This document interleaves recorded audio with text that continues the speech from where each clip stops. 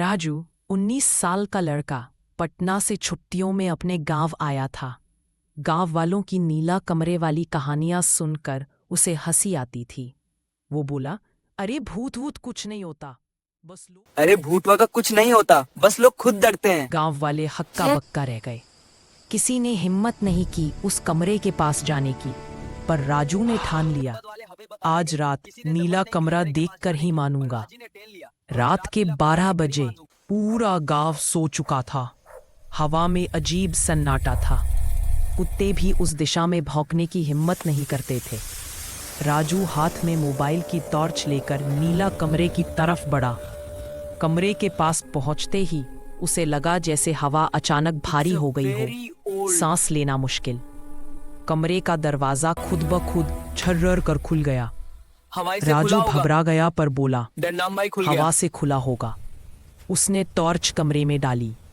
अंदर बस एक टूटी कुर्सी, धूल और दीवार पर किसी लड़की की पुराने जमाने की तस्वीर। लेकिन तस्वीर की आंखें सीधे राजू को ही देख रही थी।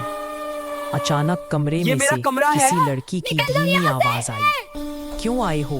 राजू ने टॉर्च इधर उधर घुमाई। कौन है? सामने आ। फिर वही आवाज और जोर से। कौन है? पर उसके कदम खुद ब खुद अंदर पड़ गए, जैसे कोई उसे खींच रहा हो। कमरे के बीचों बीच नीला धुआं उठने लगा। धुएं से एक लड़की का चेहरा बनना शुरू हुआ। सफेद कपड़े, लंबे बाल और बिना पलक झपकाए आंखें, पूरी नीली। लड़की की चीख पूरे कमरे में गूंज गई, ये मेरा कमरा है, निकल जा यहाँ से। राजू चिल्लाया और भागने लगा, लेकिन दरवाजा धड़ाम से बंद हो गया। मोबाइल हाथ से गिर गया, टॉर्च बंद, चारों तरफ अंधेरा। लड़की की धीमी हंसी, अब तो तू मेरा है। राजू ने पूरी ताकत से दरवाजा धक्का मारा, पर वो नहीं खुला। अचानक किसी ने उसके कंधे को जोर से दबाया। ठंडी, बिल्कुल बर्फ जैसी उंगलियां।